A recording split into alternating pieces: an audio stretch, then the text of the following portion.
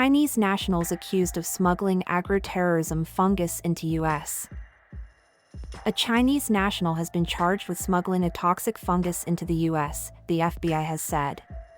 Suinyong Liu, 34, flew into Detroit Metropolitan Airport in July last year with Fusarium graminearum, a pathogen which can attack wheat, barley, maize and rice, and sicken livestock and people, according to court documents.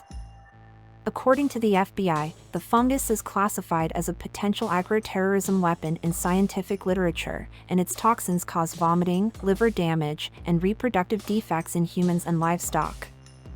Liu was turned away at the airport and sent back to China after changing his story during interrogation, first claiming ignorance about the samples, before admitting that he had planned to use the material for research at a University of Michigan lab where his girlfriend Yunqing Jian, 33, works as a postdoctoral fellow. The Bureau said authorities found a scientific article on Liu's phone titled Plant Pathogen Warfare Under Changing Climate Conditions. In February this year, FBI agents went to Jian's lab on the University of Michigan campus and asked her whether she had been assisting Liu with the pathogen at the lab, to which she said 100% no. This came as messages between the couple from 2024 suggest that Jian was already tending to Fusarium graminearum at the campus lab, where Liu previously worked, before he was caught at the Detroit airport, the FBI highlighted. The university does not have federal permits to handle it. The institution said in a statement that it has received no funding from the Chinese government in relation to research conducted by the accused individuals. Jian, who expressed support for the Chinese Communist Party in a signed statement on her phone, received Chinese government funding for her work on the pathogen in China, according to the court filing.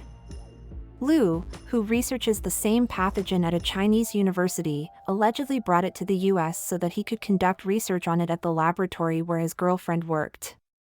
Jian and Liu were charged with conspiracy, smuggling, making false statements and visa fraud, according to United States Attorney Jerome Gorgon Jr. Mr. Gorgon called the allegations against the two Chinese nationals of the gravest national security concerns. A spokesperson for the Chinese Ministry of Foreign Affairs told our U.S. partner network NBC that it was not aware of the case and that its government has always required Chinese citizens overseas to strictly abide by local laws and regulations, while also safeguarding their legitimate rights and interests in accordance with the law. Jian, who is held in jail, is set to appear in federal court for a bond hearing on Thursday afternoon. A lawyer who was assigned only for her initial appearance declined to comment. Since Liu is in China, with which the U.S. has no extradition treaty, his arrest is unlikely unless he returns. FBI Director Kash Patel said this case is a sobering reminder that the CCP is working around the clock to deploy operatives and researchers to infiltrate American institutions and target our food supply, which would have grave consequences, putting American lives and our economy at serious risk. Your FBI will continue working tirelessly to be on guard against it.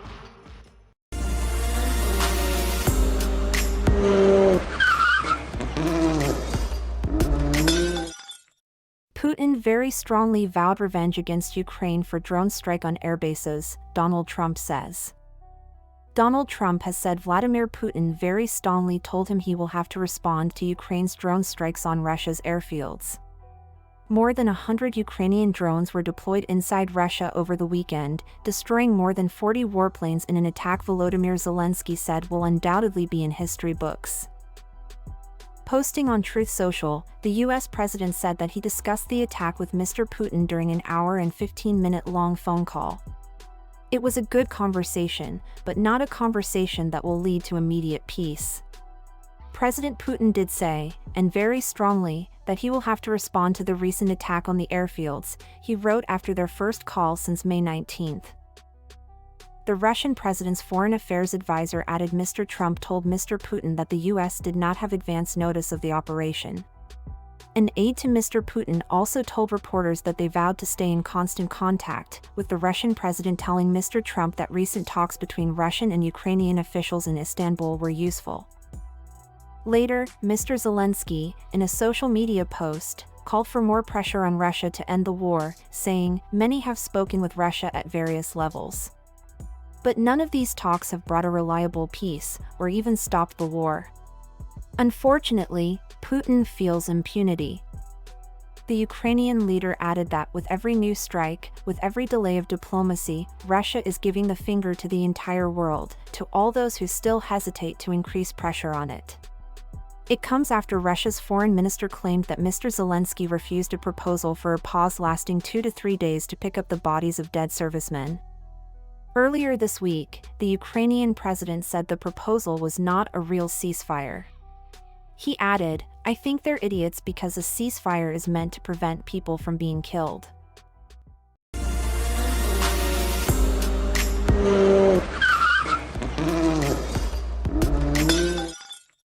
President Trump signs travel ban targeting 12 countries with hostile attitudes to the U.S. President Trump has signed an order banning people from 12 countries from entering the U.S.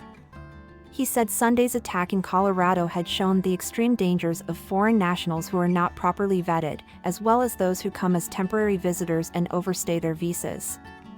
"We will not allow people to enter our country who wish to do us harm," the president said.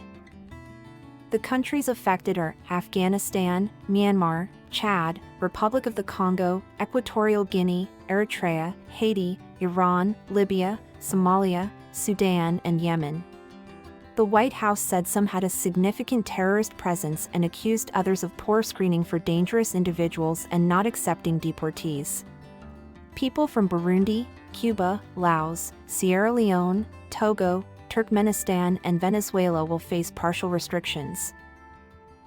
Mr. Trump's proclamation said America must ensure people entering don't have hostile attitudes toward its citizens, culture, government, institutions, or founding principles and don't support terror groups. The move echoes a controversial and chaotic order enacted 8 years ago during his first term, when he banned people from predominantly Muslim countries. President Trump said that policy was a key part of preventing major foreign terror attacks on American soil. The countries initially targeted then were Iraq, Syria, Iran, Sudan, Libya, Somalia, and Yemen. His new list notably removes Syria after Mr. Trump met its leader recently on a trip to the Middle East. Athletes competing in the 2026 World Cup and the 2028 Olympics will also be exempt, as will others such as permanent U.S. residents and Afghans with special immigrant visas. The list was put together after the president asked Homeland Security officials and the Director of National Intelligence to compile a report on countries whose citizens could pose a threat. The ban takes effect from June 9, but countries could be removed or added. The proclamation states it will be reviewed within 90 days, and every 180 days after, to decide if it should be continued, terminated, modified, or supplemented.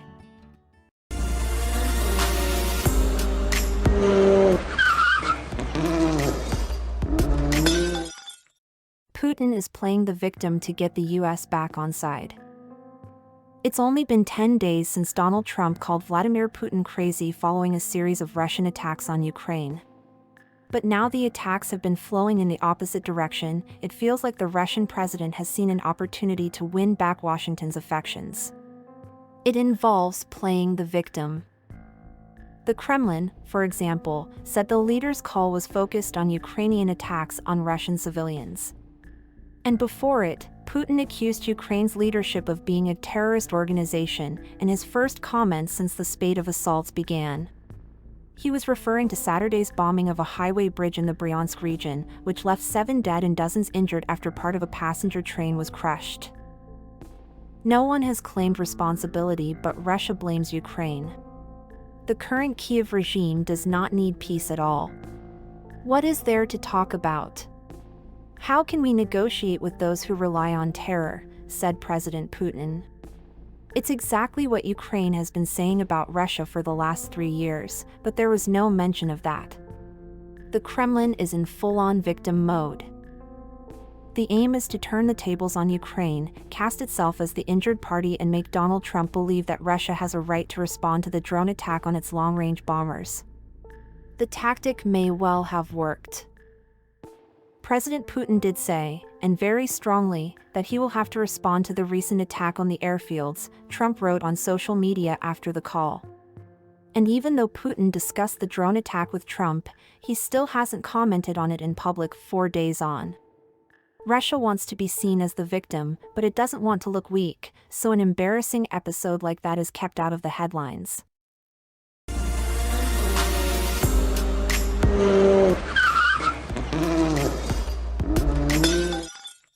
New law to tackle nature emergency in Wales, where 1 in 6 species at risk of extinction.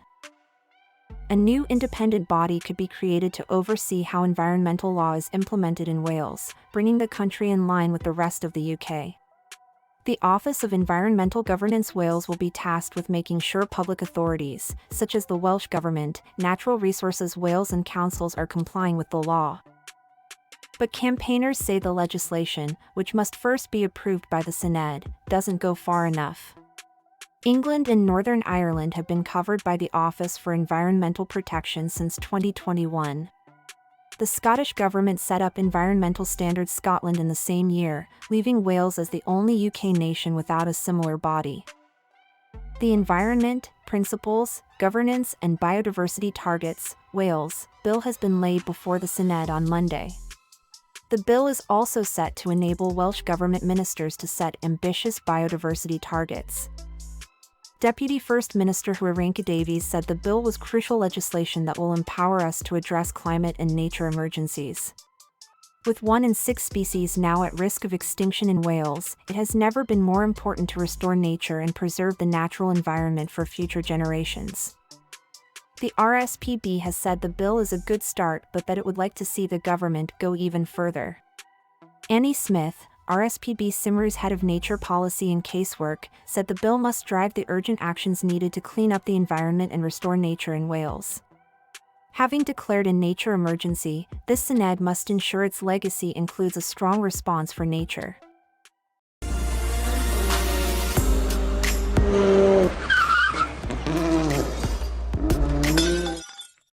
Weight loss jab warning from health watchdog over unborn babies.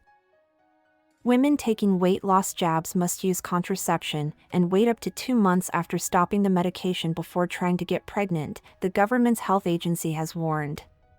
The Medicines and Healthcare Products Regulatory Agency, MHRA, has issued a warning around the use of GLP-1 medicines, which are used both for weight loss and to treat diabetes. It says the glucagon-like peptide-1 receptor agonists, GLP-1 or GLP-1RAs, must not be taken during pregnancy, while trying to pregnant or while breastfeeding. Women who are attempting to get pregnant have been warned to stop using the medicine for 2 months before trying to have a baby. It is because there is not enough safety data to know whether taking the medicine could cause harm to the fetus. The MHRA said it has received 40 reports relating to pregnancy among women taking the jab. Mounjaro has also been found to reduce the effectiveness of oral contraceptives in those who are overweight. This means anyone using the jab should also use condoms, particularly during the first 4 weeks and after any dose increase. The weight loss jabs have been linked with a baby boom, with women reporting online they have surprise pregnancies, despite using contraception, nicknaming them Ozempic babies or Mounjaro babies.